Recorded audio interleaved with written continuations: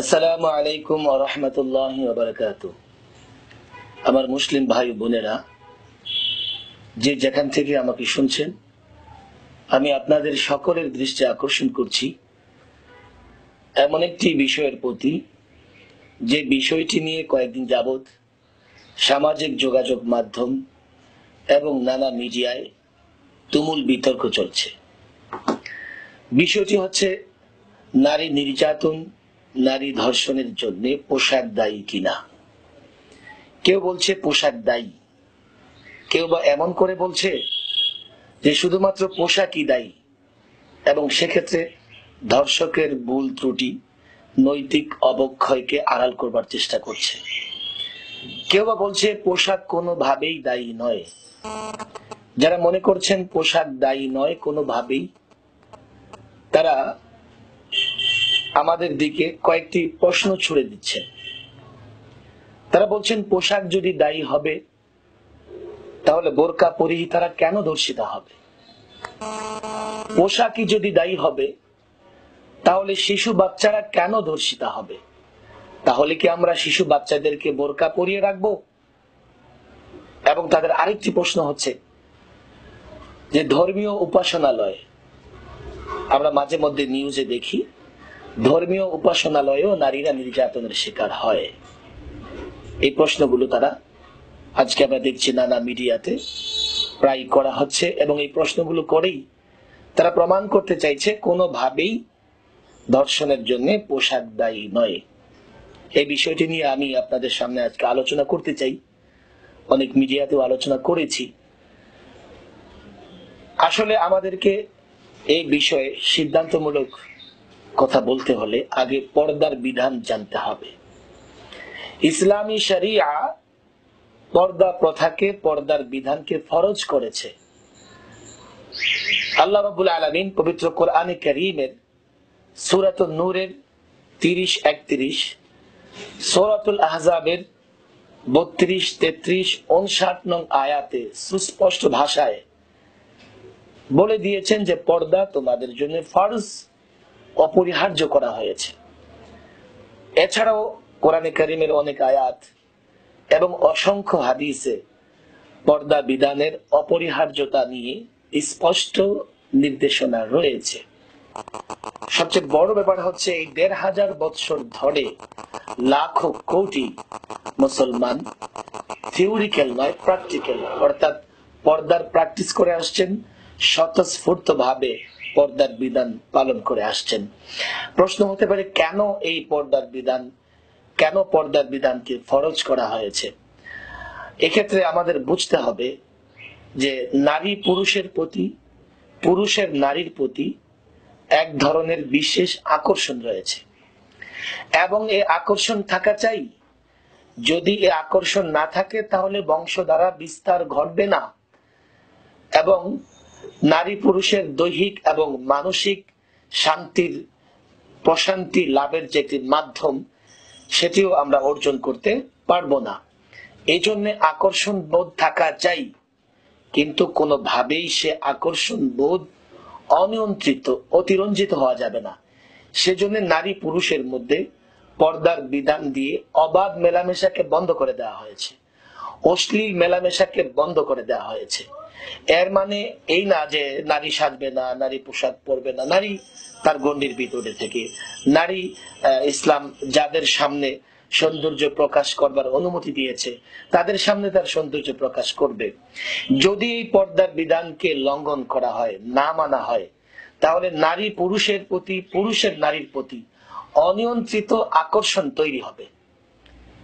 এই জন্য কোরআনে কারীমে সূরাতুন নূরের 30 নম্বর আয়াতে আল্লাহ পাক সুস্পষ্ট ভাষায় বলে দিয়েছেন, কুল্লিল মুমিনিনা ইয়াগুদ্দু মিন আবসারিহিম, হে নবী আপনি মুমিনদের বলে দেন তারা যেন তাদের দৃষ্টি নত রাখে। তদ্রূপ নারীদেরকেও বলা হয়েছে কুল্লিল মুমিনাত ইয়াগুদ্দুনা মিন আবসারিহিন্না, নারীরাও যেন তাদের দৃষ্টি নত রাখে। কেননা আকর্ষণের সূচনা হয় দৃষ্টি থেকে। কেউ যদি কাউকে দেখে তাকে ভালো লাগে, কাছাকাছি যাবার চেষ্টা করবে, এরপরে তার সঙ্গে ঘনিষ্ঠ হবার চেষ্টা করবে, দৈহিক সম্পর্কের মাধ্যমে প্রশান্তি লাভের চেষ্টা করবে। এই জন্য কোরআনে কারীম আকর্ষণের একেবারে মূল জায়গাটুকু বন্ধ করে দিয়েছেন, যে একজন আরেকজনের দিকে অসৎ দৃষ্টিতে তাকাবে না, কেউ সামনে চলে আসলে দৃষ্টিকে নত রাখবে। তাহলে আকর্ষণের যে প্রথম জায়গাটি, প্রথম ছিদ্রটি, সেটিকে বন্ধ করে দেওয়া হয়েছে। এরপরে আল্লাহ পাক বলেছেন ওয়ালা ইউবদিনা জিনাতাহুন্না, নারীরা যেন তাদের সৌন্দর্যকে প্রকাশ না করে, এবং তারা যখন ঘর থেকে বের হবে, কোনো প্রয়োজনে কোথাও যাবে, ওয়ালিয়াদরিবিনা বিখুমুরিহিন্না আলা জুয়ুবিহিন্না, তারা তাদের চাদর দেহের উপর টেনে নেবে, বক্ষদেশ আবৃত করে নেবে, মুখমণ্ডল আবৃত করে নেবে। এটিও আকর্ষণকে নিয়ন্ত্রণে রাখার একটি পন্থা। কেননা নারী যদি সৌন্দর্য প্রকাশ করে দেয়, তো পুরুষ তার উপরে চরমভাবে আকৃষ্ট হয়ে যেতে পারে, এবং এই অনিয়ন্ত্রিত আকর্ষণ বোধের কারণে সমাজে বিশৃঙ্খলা তৈরি হতে পারে। বিশৃঙ্খলাটা এমন হতে পারে হত্যা, আত্মহত্যা কিংবা ধর্ষণের মতো ঘটনাগুলো ঘটে যেতে পারে। আকৃষ্ট যখন হবে, আসক্ত যখন হবে, কাছে পাওয়ার চেষ্টা করবে, তো সবসময় এটা সম্ভব হবে না। কিংবা নারীর সম্মতি থাকলেও পুরুষের সম্মতি থাকবে না, পুরুষের সম্মতি থাকলেও নারীর সম্মতি থাকবে না। কিন্তু আকর্ষণ বোধের কারণে, চরম আকর্ষণ বোধের কারণে যখন কেউ উন্মাদ হয়ে যাবে, তখন সে দুর্ঘটনা ঘটিয়ে বসবে। এই জন্য আমি মনে করি ধর্ষণের মতো এই ধরনের জঘন্যতম কাজগুলো বন্ধ করবার জন্য অবশ্যই পর্দার বিধান আমাদেরকে বুঝতে হবে। এটি আমাদের জন্য আল্লাহ পাকের পক্ষ থেকে রহমত। যদি না হতো তো সমাজে আরো বড় ধরনের বিশৃঙ্খলা ঘটতো।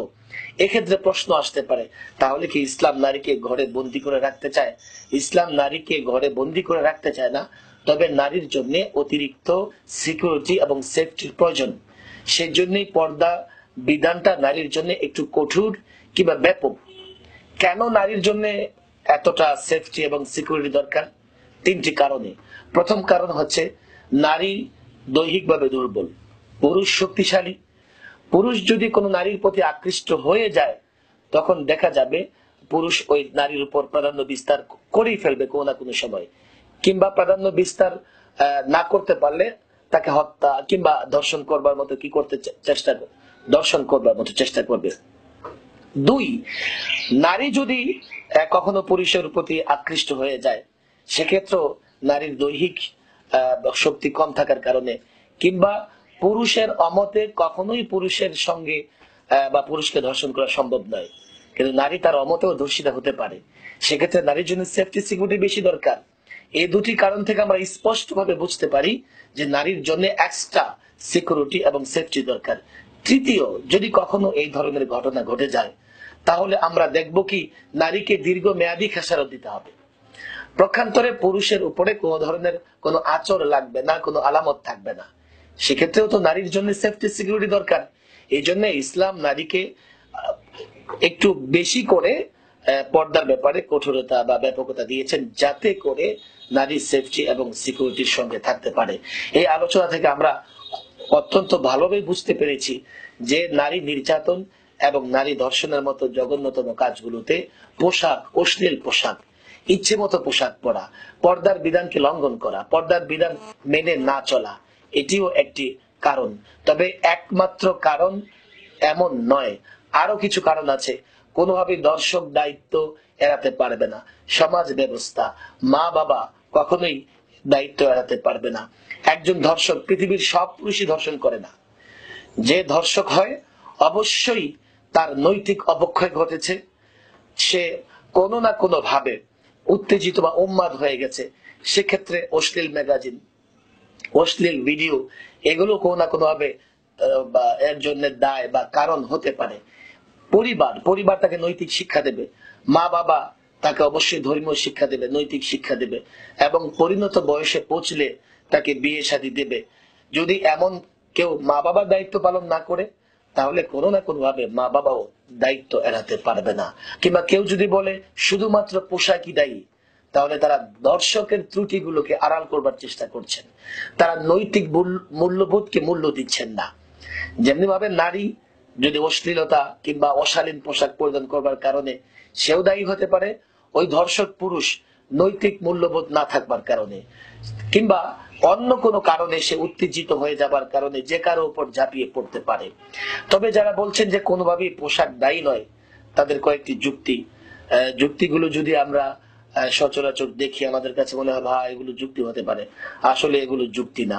তারা বলতে চান যদি পোশাক দায়ী হবে তাহলে বোরকা পরিহি তারা কেন ধর্ষণের শিকার হবে, শিশু বাচ্চারা কেন ধর্ষণের শিকার হবে, তাহলে আমরা কি শিশু বাচ্চাদেরকে বোরকা পরিয়ে রাখবো? আসলে ব্যাপারটা এমন না। এই ব্যাপারটা তখনই এই প্রশ্নগুলো উত্থাপন হতে পারে যখন কেউ মনে করবে শুধুমাত্র পোশাক দায়ী। শুধুমাত্র পোশাক দায়ী নয়, অন্য কারণও আছে। সেক্ষেত্রে ধর্ষকের নৈতিক স্খলন এটিও দায়ী হতে পারে।